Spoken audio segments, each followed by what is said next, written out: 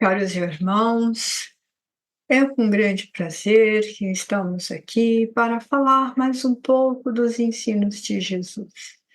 Antes de começarmos os estudos, vamos elevar os nossos pensamentos a Jesus, o nosso Mestre, nosso irmão maior, que nos ampara, que nos auxilia, para que tenhamos uma vida com mais leveza, com mais tranquilidade, compreendendo as nossas expiações, as nossas provas, as nossas necessidades de lições e aprendizado. Que o mestre e os amigos espirituais envolva a cada um com a sua paz, com a sua misericórdia e que tenhamos a capacidade de entendermos um pouco mais de seus ensinos e dos seus estudos. A paz de Jesus esteja conosco. Caros irmãos, neste momento, onde vamos comentar mais um pouco sobre o Evangelho de Jesus, do capítulo 15, Servir a Deus e a Mamon, onde nós vamos aprender um pouco mais sobre as nossas expiações, as nossas provas, provações e lições. Vamos, antes de tudo, elevar os nossos pensamentos a Jesus, nosso irmão maior, o nosso mestre, para que tenhamos coragem, tenhamos misericórdia, fraternidade, solidariedade para convivermos uns com os outros, aprendendo aquilo que necessitamos praticar e, ao mesmo tempo, tendo a fraternidade e o aprendizado em nós. Que vamos nos envolver com a presença do Mestre Jesus e os amigos espirituais, sentindo a leveza e a comunhão destes irmãos em nossas vidas. Que a paz de Jesus esteja conosco. Neste capítulo, capítulo 15, que fala de servir a dois senhores, servir a Deus e servir os deuses da riqueza, colocações da época, o deus pagão Mamon, Jesus traz todos uns ensinamentos de como que nós devemos nos portar. Começamos aqui no item 3, onde fala para nós nos guardarmos da avareza. E ele fala de um homem que sai da plebe, sai do meio do povo, e diz para Jesus pedir para o seu irmão para repartir com ele a herança. Jesus, porém, responde a esse homem: quem constituiu, quem que deu autoridade para você constituir em mim um juiz ou e tomar partido sobre uns e outros? E depois diz: guardai-vos e acautelai-vos de toda a avareza, porque a vida de cada um não consiste na abundância das coisas que possui.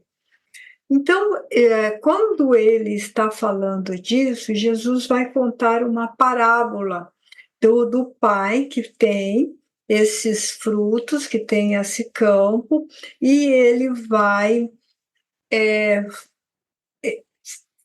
plantar todas as coisas, vai colher muitos frutos, vai se fartar desse fruto, e ele vai construir um celeiro muito grande para guardar. E aí ele vai se fartar e vai viver. Muitas vezes nós fazemos isso, igual esse homem dessa parábola, logo após ele cautelar, falar para o moço que ele deveria se guardar de não ser avarento, de não ficar mendigando as coisas, pedindo além daquilo que já tem, daquilo que precisa, daquilo que necessita. Ele conta de um homem muito rico que fez uma colheita muito grande, e nessa colheita muito grande ele resolve fazer mais celeiros para guardar tudo que ele colheu e viver a vida farta, viver com alegria, viver com abundância, viver nas festas, viver despreocupado da vida e da vida espiritual, ficar despreocupado com o futuro. E nessa parábola, o anjo fala: Nécio, homem louco, não sabes que ainda esta noite eu tomarei a sua alma de volta? Então, quando a gente fala disso, o que que Jesus está tentando dizer? Muitas vezes nós temos mesmo uma preocupação quase excessiva com os bens materiais. Se nós vamos ter uma boa casa, um bom carro, um bom trabalho, ganhar muito dinheiro, e às vezes nós queremos um pouco mais um pouco, como o moço que saiu lá da plebe e veio pedir para Jesus mais um pouco. E nós estamos com a nossa vida tão intensificada nos bens materiais, tão voltado aos bens materiais, que esquecemos da vida espiritual, que esquecemos do nosso futuro, que esquecemos que nós nascemos por um período de tempo na vida material e que, por mais longo que seja esse período de tempo, raramente ele passa de 100 anos. Raramente ele passa de 100 anos. Então, quando a gente tem essa preocupação, e nós vamos viver o nosso dia, acordamos, vamos trabalhar, e mais um dia e outro dia, nós temos mesmo esta falsa ilusão de que a nossa vida é muito longa e que ela não vai se terminar. A vida física que nós vivemos, ela é uma vida finita. Ela tem um começo, ela tem um meio e ela tem um fim. O começo está ali naquele instante que nós nascemos. O meio é quando nós chegamos no outono da nossa vida. Depois nós entramos no inverno, nós chegamos à nossa velhice e nós vamos nos preparando para voltar para casa. Será que esta volta para casa, nós temos as mesmas riquezas, nós temos a mesma abundância que temos na vida material? Com relação a isso que Jesus está falando nessa parábola. Porque como que será a nossa vida lá no futuro? Como que vai ser a nossa vida na espiritualidade, se todo o nosso pensamento, se toda a nossa ação está completamente voltada às coisas materiais? As coisas materiais são imprescindíveis, são essenciais. Não há meio de nós termos uma vida encarnada sem as coisas materiais. Nós vemos e nós não ficamos tomados de compaixão quando vemos os nossos irmãos numa situação precária de rua. E nós, muitas vezes, nós pensamos, Senhor de misericórdia, Deus seja louvado que eu não estou nessa situação. Eu, pelo menos, penso dessa maneira. Eu me comovo porque se eu tivesse numa daquelas provas, eu não sei se eu suportaria com a mesma felicidade, com o mesmo sorriso, com a mesma alegria que eu tenho na minha vida. Porque me parece tão complexo viver na rua, me parece tão complexo viver desprovido de toda e qualquer assistência material. Mas a nossa vida não pode ser somente tomada pelas coisas materiais. Nós temos que ter outros recursos e outras alegrias, nós temos que ter outros desejos. A nossa vida material, ela vem e nós somos encarnados para equilibrar isso, porque a doutrina, ela nos ensina que fomos criados simples e ignorantes, com total capacidade de desenvolver todo o nosso potencial, toda a nossa essência enquanto espírito. Mas quando nós estamos encarnados, muitas vezes nós esquecemos desta essência. Muitas vezes nós pensamos na nossa vida só para o pão material mesmo. Qual roupa que eu vou comprar agora? Qual sapato que eu vou ter? Que marca? Quando é que eu vou trocar o carro? Nossa, mas o meu carro já faz 2 anos que eu comprei o meu carro, já está na hora de trocar, que já está velho. Nós temos um alto consumo hoje. Nós temos uma vida hoje muito diferente da época em que Jesus estava encarnado e contou essa parábola. Mas as pessoas que tinham uma capacidade maior de riqueza daquela época é muito semelhante ao que nós temos hoje. Eles também estavam preocupados qual era a melhor túnica, qual a melhor liteira, qual era a melhor quantidade de fruto, qual o melhor bato, qual o melhor púrpura, qual o melhor vinho que tomariam. E eles também não estavam preocupados com a vida espiritual. E quantos daqueles será que somos nós mesmos? Nós professamos, nós entendemos hoje uma doutrina que nos mostra que nascemos e renascemos quantas vezes forem necessário. Quando nós estamos muito voltados só para os nossos bens materiais, cabe nós pensarmos bastante sobre isso. Logo em seguida, Jesus continua, deixa essas pessoas, deixa esse local, continua o seu caminho, e assim que ele entra em Jericó, a cidade é tomada pela alegria do profeta estar em Jericó. E eles estavam assim aguardando, porque Jesus está descendo lá de Jerusalém, eles todos estão aguardando essa chegada, e a cidade está em festa para o profeta que cura, o profeta que trazia a palavra maravilhosa. E na cidade de Jericó vivia um homem chamado Zaqueu. E ele era um dos principais dos publicanos, ou seja, um coletor de impostos. Ele era um homem rico, ele também estava voltado para a sua herança. E ele tinha uma baixa estatura. E ele queria ver, ele sentiu no seu coração de ver o Mestre. Ele sentiu no seu coração de ver aquele profeta, de saber como que ele era aquele profeta. Nós também temos essa curiosidade de saber como seria Jesus.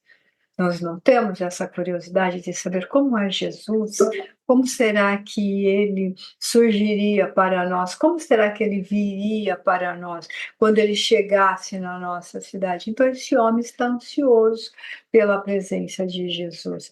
E ele, percebendo que Jesus ia fazer um determinado caminho, gosto de pensar que não tinha outro caminho, que aquele era o único e exclusivo. Então, Zaqueu faz o quê? Sobe numa árvore para poder observar Jesus quando ele passar.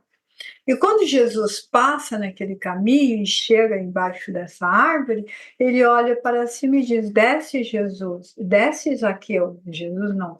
Jesus fala para Zaqueu: desce, Zaqueu, da árvore, porque me aprove hoje, né? Então é bom, é de bom proveito, é de minha alegria, fico muito satisfeito em fazer a refeição em sua casa hoje.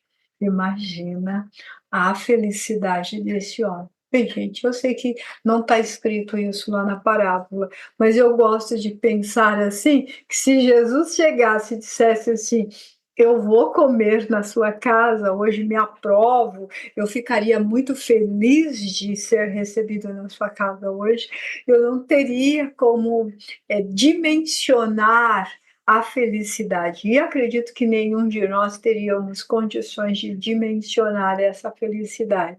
Zaqueu desce rápido e vai para casa preparar o jantar, tomar as providências para esta ceia. E ele fala, e é muito bonito, porque quando ele chega naquela casa e vai se hospedar naquela casa, ele está prazeroso de receber aquilo, ele está feliz de receber aquilo. Vocês acham que não tinha alguém que estava olhando e que estava criticando de Jesus estar naquela casa? Ele era um cobrador de impostos. O povo de Jesus não suportavam os cobradores de impostos. Então, eu fico pensando e fico imaginando o quantos que tinham de pessoas ali de fazendo um biquinho feio, de fazendo um muxoxo. Nós fazemos isso também.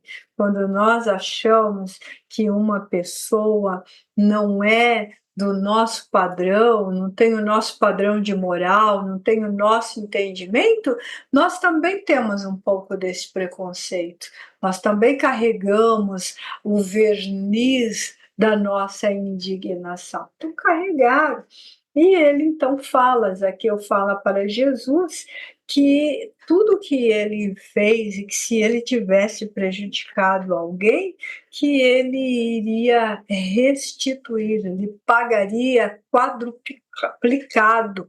Então ele devolveria mais do que o dobro, né? 4 vezes ele devolveria se ele encontrasse alguém que ele tivesse prejudicado. Olha que coisa interessante nessa parábola, né? Então, se eu prejudiquei alguém, se tem que fazer isso, se eu tiver que fazer isso, eu eu eu pago quadruplicado. E aí Jesus fala assim que hoje a salvação entrou nesta casa. Mas Jesus não está falando que você, Zaqueu, você também é um filho de Abraão. Ele está falando que a salvação entrou naquela casa, não é porque aquele homem iria devolver se tivesse prejudicado alguém, mas porque naquele momento Zaqueu começou a importar-se com a outra pessoa. Ele saiu do dinheiro e da fortuna ser só dele e pensar na fortuna e no dinheiro e no bem-estar de outros irmãos. Às vezes, nós estamos presos nas nossas coisas, nos nossos afazeres domésticos ou profissionais, e não temos muito tempo de pensar no nosso irmão, de fazer uma prece, de pedir misericórdia, porque todos nós estamos vivendo numa mesma escola. E de que maneira que nós estamos vivendo? A Terra é uma escola onde nós estamos vivendo lições muito semelhantes. Às vezes a gente não para pensar nisso, mas as dores que um passa e as dores que um sente é muito semelhante à dor e às dificuldades do outro. Nós temos experiências e provas e expiações muito semelhantes uns dos outros. E às vezes nós estamos tão voltados à nossa dor, estamos tão voltados às nossas próprias necessidades, que não lembramos do nosso irmão, não trazemos a salvação para a nossa casa. Salvação vem do grego e quer dizer sabedoria pela consciência, você tomar consciência de que você pode ser uma pessoa sábia. Quantas vezes nós estamos utilizando da nossa sabedoria, utilizando da nossa salvação, ou trazendo em nós uma salvação, pensando e se preocupando com o outro. E não é somente a filantropia que nós fazemos, a cesta básica, a providência de uma roupa, de um sapato, de um bazar e de um brechó na sua instituição de preferência. Não é apenas isto. É trazer no coração, dentro do coração, essa misericórdia. E cuidar bem da fortuna, do dinheiro, das coisas materiais, dos bens materiais que nós temos, porque ele está emprestado, ele está conosco por um período de tempo. O Espírito Protetor traz uma mensagem em 1861, dizendo que nós somos usufrutuários das heranças, dos tesouros dos céus, para o nosso aprendizado. E muito tempo, quando eu cheguei na doutrina e eu li esta mensagem, eu fiquei, ao mesmo tempo, de chocada, de falar, puxa vida, não é meu, eu falo que é meu, mas não é, e ao mesmo tempo feliz de saber que nós somos administradores. Como que nós estamos administrando os bens que Deus coloca para conosco? Como que nós administramos esses bens que nos chegam? Como que nós estamos preparando o nosso futuro para uma próxima vida? Como que nós estamos cuidando da nossa vida hoje, lembrando que nós somos herdeiros de nós mesmos? Qual será a nossa herança? O que que nós estamos guardando para nós? Como que nós vamos, lidar com esta herança? Como que nós vamos, cuidar de nós e do próximo com sabedoria, com inteligência? Como que nós vamos distribuir este pão?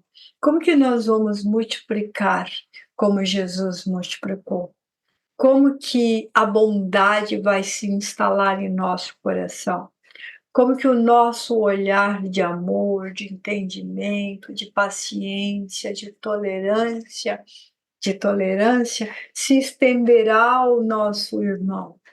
Como que nós vamos olhar para o nosso irmão, não aquele irmão de sangue, não aquela família, não aquela parentela, mas aquele outro que nós não conhecemos, aquele outro que não faz parte da nossa existência no nosso dia a dia, aquele outro que muitas vezes nos assusta, que muitas vezes nos causa um medo, um receio, como é o nosso pensamento para com ele. Como que nós distribuímos esse bem em torno de nós? Como que nós trabalhamos com esse bem em torno de nós?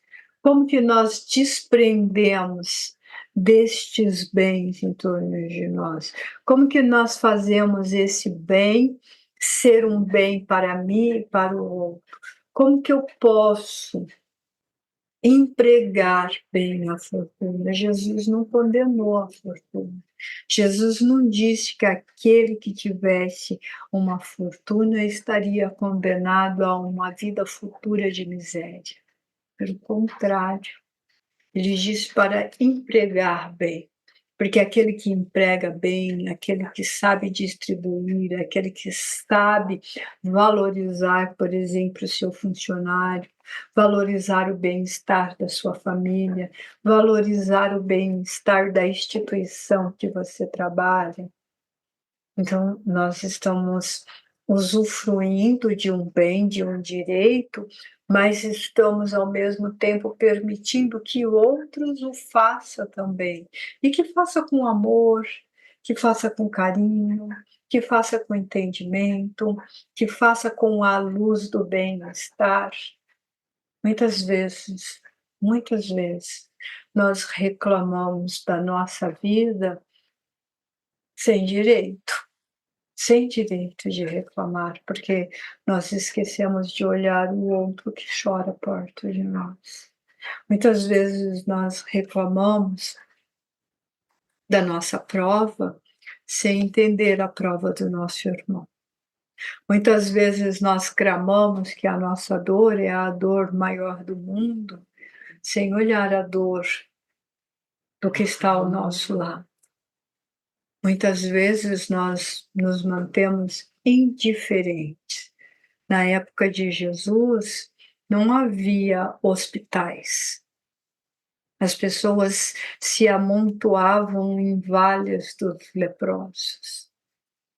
E Jesus se compadecia desses sofredores e ia nesses locais promover a cura e o bem-estar.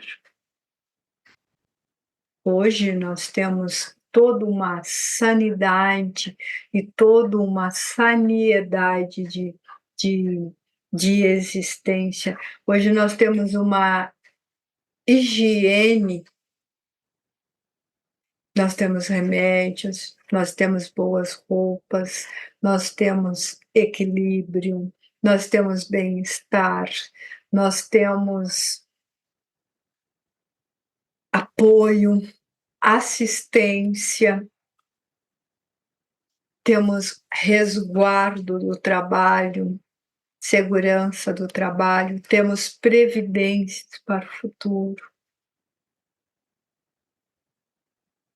mas nós temos tantos irmãos que não tem nada disso, e às vezes nós falamos: "Eles estão nesta situação porque escolheram ou porque plantaram, estão colhendo o que plantou".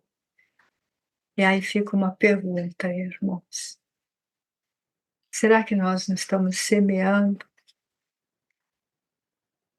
a mesma situação?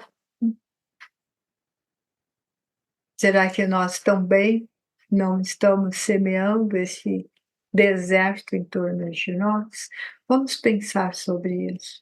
Como é que nós entendemos a fortuna e a vida espiritual no nosso dia a dia? Nós não podemos servir a dois senhores.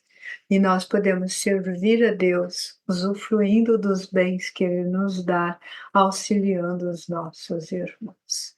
Que a paz de Jesus ilumine os nossos dias e os nossos pensamentos e as nossas reflexões. Vamos agradecer a Jesus, aos amigos espirituais, o nosso Mestre Maior, pela felicidade que temos de entender os ensinos que Ele nos traz. Ensinos de paz, de amor, de compreensão e de carinho. Vamos agradecer todos os amigos que Ele nos coloca em nossa vida, seja eles encarnados ou desencarnados. Vamos agradecer a oportunidade que nós temos de conhecer a verdade libertadora da caridade, do amor ao próximo, da vida imortal, da oportunidade de ir e vir auxiliando-nos e auxiliando o nosso próximo. Vamos agradecer aos irmãos espirituais que nos auxiliam através do passe espiritual, trazendo alívio ao nosso físico e à nossa alma, a água que eles purificam, o bem-estar que eles nos proporcionam. Vamos agradecer a oportunidade bendita de estar ali, sempre ao lado dele. E sabendo que quando nós o chamamos, podemos sentir ao nosso lado, junto com os amigos, junto com toda a paz que Deus nos traz. Nós te agradecemos, Senhor, pela oportunidade de entender que somos usufruários de seus bens e que nós possamos usufruir servindo os nossos irmãos, de maneira que nós semeamos a abundância na nossa vida hoje e também no futuro. E que nós possamos distribuir às mãos cheias o teu amor, a tua paz e a tua luz infinita. Assim seja.